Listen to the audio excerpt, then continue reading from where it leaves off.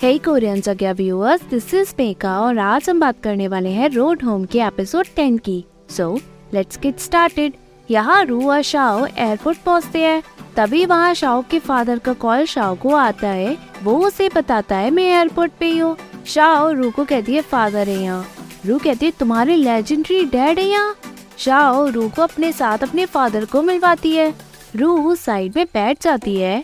शाह पूछती है आप बिजनेस ट्रिप पे हैं क्या? फादर कहता है मैं कॉन्फ्रेंस अटेंड करने। सान्या गया, तुम कहाँ जा रही हो? शाह अपना बिजनेस ट्रिप की डिटेल्स देती है। फादर उसकी काम की तरक्की की तारीफ करता है और पूछता है क्या तुम अपार्टमेंट खरीदना चाहती हो? मैं तुम्हें पैसे में हेल्प कर दूंगा। शाह मना करती है। फादर फिर भी उसे फोर्स करता है, बट शाह कहती है जहाँ मैं रहती हूँ वहीं से ऑफिस पास में है, मुझे अपार्टमेंट की जरूरत नहीं, मैं वहाँ अच्छे से रह रही हूँ। फादर फिर भी कार पे पहुँच जाता है, क्यों ना तुम नई कार ही ले लो। शाओ कहती है मेरे पास ऑलरेडी 2 कार है, मैं उनका ऑल्टरनेटिव डेज पे यूज करती हूँ। फादर एग्री करता है। तभी शाओ रू को मैसेज करती है मुझे यहाँ से बहाना मार के ले जाओ। तभी रू शाओ के पास आती है। शाओ अपने फादर को कहती है फादर अर्जेंट काम आ गया है, मैं चलती हूँ। दोनों वहाँ से निकलती है। रू कहती है तुम अपने डैड को देखकर भागती क्यों? शाओ कहती है मेरे पास उनसे कुछ कहने को था ही नहीं। रू कहती है तो तुमने क्या बात करी? मुझे ऐसा लगा कि बहुत सीरियस मीटिंग चल रही है। शाओ कहती है वो कार और घर खरीदवाना चाहते थे, मैंने उन्हें मना कर दिया। रू कहती है इसमें बुरा क्या है? शाओ कहती है मैं खुद खरीद लूंगी, मुझे उनकी जरूरत नहीं। वो अपना फोन स्विच ऑफ करती है। रू उसका रीजन पूछती है। शाओ कहती है इससे मैं काम पे फोकस कर पाऊंगी। रू चिढ़ाते हुए कहती है अगर बॉयफ्रेंड कांटेक्ट करना चाहे तो। शाओ कहती है वो इन सब से मुझसे कम्युनिकेट नहीं करता, वो अपनी पार से मुझसे कम्युनिकेट करता है। रू कहती है वो कैसे? शाओ कहती है वो सीक्रेट है और अपने सिस्टर की स्टोरी बताती है। मेरी सिस्टर स्वाट मेंबर थी, जब भी उसके पास मिशन आता हम उससे कांटेक्ट ही नहीं कर पाते थे और वो मिशन के बारे में किसी को भी नहीं बता सकती थी। वो कब आती कब जाती पता नहीं, बस मिशन कहकर चली जाती थी। रू कहती है नेमलेस हीरो और उनकी फैमिली। शाओ हंसती है। यहाँ कैप्टन चैन सभी स्वाट मेंबर को इन्फॉर्मेशन देता है और कहता है न्यू ईयर पे आप लोगों के लिए गिफ्ट है और वो कंपटीशन है जांगन स्वाट मेंबर के साथ। सभी न्यू रिक्रूटर्स एग्री करते हैं। कैप्टन लिन नान सभी को कंपटीशन की डिटेल्स बताता है। रिक्रूटर्स पूछते हैं क्या कैप्टन लू चैन भी उनमें पार्ट लेंगे? चैन एग्री करता है। Finally nation wide police competition start होता है। फर्स्ट कंपटीशन बिल्डिंग से उतरना, सेकेंड क्रॉल करते हुए जाना, ये स्वॉट ऑब्स्टिकल है। थर्ड आर्म मैच करना, फोर्थ ड्राइविंग टेस्ट, फिफ्थ भागते हुए हर्डल्स को पार करना, सिक्स्थ बॉम्ब को ढूंढकर निकालना with the help of dog, seventh gun को लोड करना, एट्थ उल्टा लटक के उतरना, नाइन्थ ओवरहेड नेट से लटक कर निकलना, 10th बॉम्ब डिस्पोज करना, वो भी रोबोट की हेल्प लेकर। यहाँ वो कंपटीशन के फ्लैशबैक दिखाए जाते हैं जितने भी कंपटीशन अब तक हुए। यहाँ दूर से सभी शूटिंग करते हैं, खड़े होके शूटिंग, बैठकर शूटिंग, लेटकर शूटिंग, कार टेस्टिंग भी होती है। कैप्टन लू चैन सभी कंपटीशन में पार्ट लेता है और सभी टारगेट को हिट करता है। कैप्टन डू हार जाता है। कॉमरेड कैप्टन लू से पूछता है आपने बॉम्ब डिफ्यूज करने का काम ही क्यों चूज किया? चैन कहता है वो बहुत डेंजरस है और किसी न किसी को तो ये करना ही था, है ना? कॉमरेड अपनी स्टोरी बताता है कि मैं यहाँ कैसे पहुँचा और बताता है जब मैं ग्रेजुएट हुआ 40 क्लासमेट थे मेरे साथ। धीरे धीरे लोग मिशन में सैक्रिफाइस होने लगे और कुछ लोग तो बहुत घायल भी हुए। चैन कहता है चलो मीटिंग रूम में, हमें इवैल्यूएशन रिपोर्ट भी बनानी है। यहाँ सीनियर ऑफिसर कैप्टन लू चैन के बारे में पूछता है। नान कहता है वो टास्क परफॉर्म कर रहे हैं जो मैंने बॉम्ब बनाया। यहाँ चैन बॉम्ब डिफ्यूज करने के लिए जाता है। नान न्यू रिक्रूटर को बॉम्ब की डिफिकल्टी लेवल बताता है। चैन बॉम्ब का पता लगा लेता है। सभी न्यू रिक्रूटर को नान बताता है कि बॉम्ब हर बार अलग होगा, कंडीशन भी डिफरेंट हो सकती है, बट हमें फेल नहीं होना। चैन बॉम्ब की डिटेल्स देखता है और जो वायर ब्लास्ट करेगा चैन उसे कट कर देता है। चैन बाहर निकलता है। फाइनली अब रोबोट की बारी आती है। रोबोट बॉम्ब को बाहर लाकर उसे डिस्पोज कर देता है। सभी खुश होते हैं और कैप्टन लू की तारीफ करती है। यहाँ शाओ काम करती है। तभी वहाँ रू आती है और दोनों की डेट को लेकर बातें होती है। तभी वहाँ अदर कलीग्स भी आते हैं और शाओ के साथ काम को डिस्कस करते हैं। यहाँ चैन को कॉल आता है, वो शीनिंग से होता है। चिन कहता है मैं मिशन में बिजी था, इसलिए मैंने तुम्हारा मैसेज अब देखा। नान की आईडी पुराने घर में है, मेरे पास टाइम नहीं है उसे लाने के लिए। चैन कहता है नान का स्कूल स्टार्ट होने वाला है। चिन कहता है मैं जानता हूँ। तभी सीनियर आता है और चिन से कहता है चैन को बताओ उसका ट्रांसफर प्रोसीजर पूरा नहीं हुआ है अभी, जब भी वो फ्री हो यहाँ आए। चिन कहता है मैं बता दूंगा। चिन चैन से पूछता है तुमने सुना ना, तुम्हें यहाँ आना ही होगा और जिसे तुम ढूंढ रहे थे इतने टाइम से वो है यहाँ। चैन कहता है कोई क्लू है क्या? चिन कहता है अच्छा हुआ तुम्हारा ट्रांसफर प्रोसेस अधूरा है। जिस केस को तुम हैंडल कर रहे थे तुम्हें उसे हैंडओवर करने के लिए यहाँ आना होगा। चैन एग्री करता है। यहाँ सीनियर नान को इन्फॉर्म करता है कि कैप्टन लू आने वाले टाइम में छुट्टी लेने वाले हैं क्योंकि उन्हें शीनिंग में काम है, यहाँ का काम तुम संभाल लेना।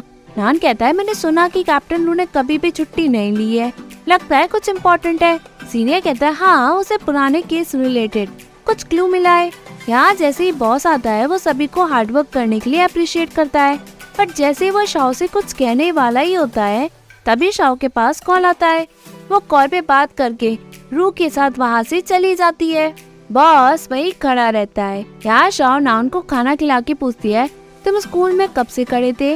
नान कहता है ज्यादा नहीं, मैंने सोचा अगर मुझे कोई लेने नहीं आएगा तो मैं वही क्लासरूम में सो जाऊंगा।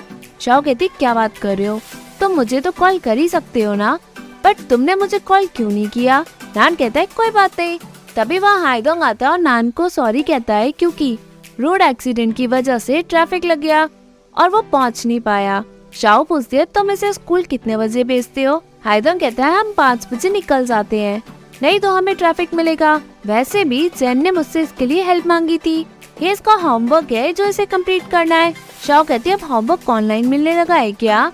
हाइदोंग एग्री करके कहता है अब हम ये भी देख सकते हैं कि टीचर होमवर्क में दे क्या रहा है, वो डिटेल्स बताता है। शाओ कहती है क्यों ना नान मेरे साथ स्पीक रहे, वैसे भी मैं बिजनेस ट्रिप पे जाने नहीं वाली हूँ, घर ही रहूंगी और नान के होमवर्क में हेल्प भी कर दूंगी।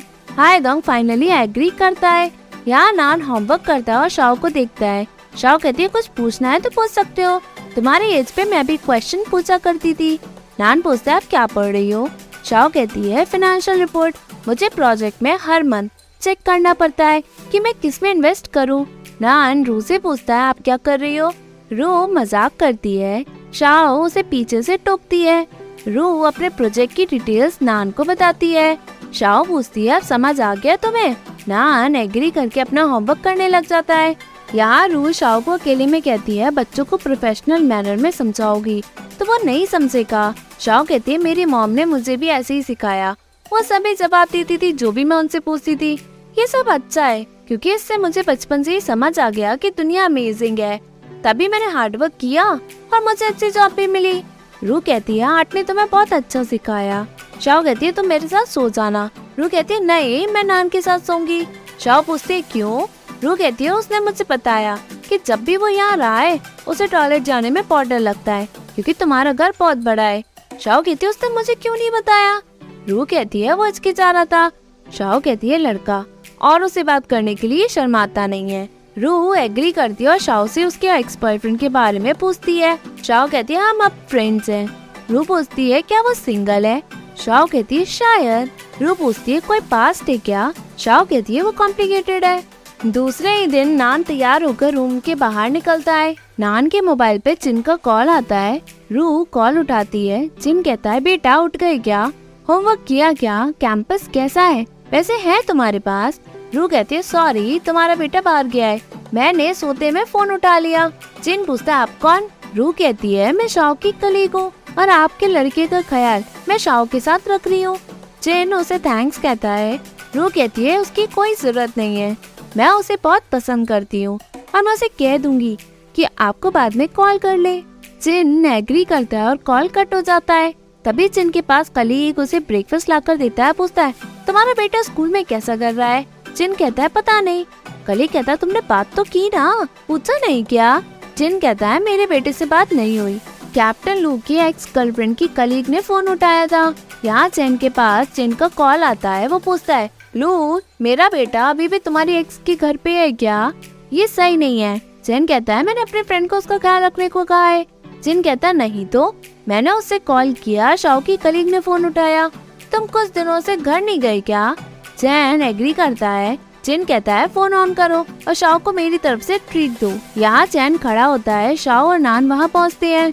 चैन कहता है मेरी छुट्टी है, मैं उसका ख्याल रखने के लिए आया हूँ, थोड़ा लेट हो जाएगा। शाओ कहती है नहीं, उसे होमवर्क भी करना है। दोनों एक दूसरे को बच्चे का ख्याल रखने का कॉम्प्लीमेंट देते हैं और हंसते हैं। वो शाओ को अपने साथ ले जाना चाहता है, बट वो काम की वजह से उसके साथ नहीं चलती और शाओ अपने घर की चाबी चैन को देकर खुशी से चली जाती है। चैन शाओ के घर पहुंचता है। नान स्लीपर्स चैन को देता है। चैन शाओ का घर देखता है। नान कहता है मैं आपके लिए कुछ ठंडा लाऊं क्या? चैन कहता है गेट लॉस्ट, ये घर है तुम्हारा, बकवास बंद करो। नान होमवर्क करने के लिए कहता है। चैन बैठता है। नान कहता है आंट की चीजों को हाथ मत लगाओ, उन्हें बिल्कुल भी पसंद नहीं है। चैन बालकनी में खड़ा होता है। शाओ काम से लौटती है। वो चैन को सोता हुआ देखती है और देखती है कि चैन ने उसके लिए खाना प्रिपेयर कर रखा है। जैसे ही वो चैन को पास से देखती है, चैन उठ जाता है। शाओ कहती है मैं बाहर से खाना लाई थी, बुरा हुआ। चैन कहता है नहीं, हम घर ले जाएंगे और वहाँ खा लेंगे। वो खाना गर्म करने जाता है। बाद में शाओ नान के होमवर्क की डिटेल्स चैन को देती है। जाने से पहले चैन कहता है मैं इस वीक यहीं हूँ और फ्री भी हूँ, अगर कुछ हो तो मुझे बता देना। शाओ एग्री करती है। जैसे ही वो गेट लगाती है, चैन दोबारा गेट खटखटाता है। शाओ गेट खोलती है। चैन पूछता है तुम हमारे साथ चलोगी क्या? शाओ कहती है अभी। चैन कहता है अगर तुम शान के घर जाना चाहती हो तो मैं वहाँ तुम्हें छोड़ दूंगा।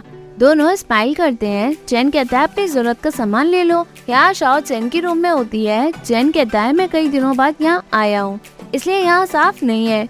शाओ कहती है कोई बात नहीं। तभी चैन का फादर आता है और कहता है तुम वापस आ गए। चैन शाओ को घर छोड़ने के लिए कहता है। दोनों बाहर निकलते हैं। फादर पूछता है कौन है ये? गर्लफ्रेंड है क्या तुम्हारी? मैं इससे मिल क्यों नहीं सकता? भाग क्यों रही हो? चैन कहता है वो मेरे डैड है। शाओ कहती है मैं जानती हूँ। चैन पूछता है कैसे? शाओ कहती है मुझे बस उनकी आवाज याद है। चैन को वो फ्लैशबैक्स याद आते हैं जब उसके फादर उसे मारने के लिए आए। चैन उनसे भागा और शाओ के साथ वो खुद लॉक हो गया। चैन कहता है मुझे एक्सपेक्ट नहीं था कि इतने सालों बाद भी तुम उन्हें याद रखोगी। आई एम सॉरी, मैं तुम्हारे साथ अच्छा टाइम स्पेंड करना चाहता था बट। शाओ कहती तो क्या हुआ, हम यहाँ बिना रुके अच्छा टाइम स्पेंड कर सकते हैं। वह स्माइल करते हुए कहती है हमने गराज में ही तो डेट किया था, क्या अब हमें दोबारा यही डेट करने की जरूरत है?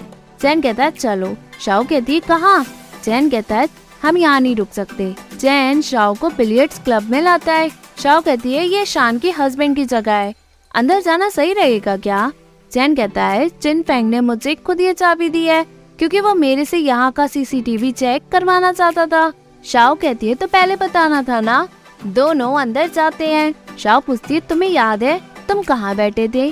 चैन कहता है वहाँ विंडो पे, मैंने वहाँ से तुम्हें यहाँ आते हुए देखा था। शाओ वहाँ पहुँच के देखते हुए कहती है तुमने मुझे वाकई में आते हुए देखा, ये जगह कंफर्टेबल है, बट तुमने उस दिन ऐसे प्रिटेंड क्यों किया जैसे तुम मुझे नहीं जानते? चैन कहता है बहुत लोग थे वहाँ, लोग बकवास करते। शाओ कहती है तो बताओ हमने ब्रेकअप कितनी बार किया? चैन कहता है एक बार भी नहीं। शाओ कहती है नहीं तो मुझे याद है हमने कई बार किया। चैन कहता है ब्रेकअप 2 लोग करते हैं, हमेशा तुम ही कहती थी कि तुमने मुझे डंप कर दिया, बट लास्ट टाइम अलग था, तो उसे सो कॉल्ड ब्रेकअप को ब्रेकअप नहीं कहते। शाओ कहती है ठीक है वो लड़ाई एक तरफा थी, मुझे याद आया जब हमने फर्स्ट टाइम ग्रेजुएशन फोटोज खिंचवाई, तुम्हारे क्लासमेट ने बातें बनाई कि तुम्हारी साथ वाली लड़की को तुम पे क्रश था। चैन कहता है पता नहीं।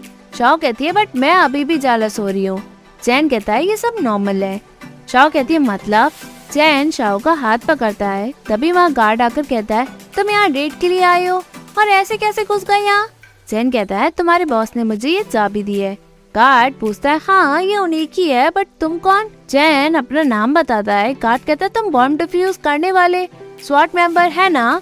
चैन डिटेल्स देता है। गार्ड पूछता है तुम आधी रात में यहाँ क्या कर रहे हो, कुछ हुआ है क्या? चैन कहता है तुम्हारे बॉस ने मुझे यहाँ का सीसीटीवी चेक करने को कहा था, इसलिए मैं यहाँ आया हूँ। तभी एपिसोड एंड होता है। Hey viewers, if you like this video, please like, share and subscribe this channel. Thank you.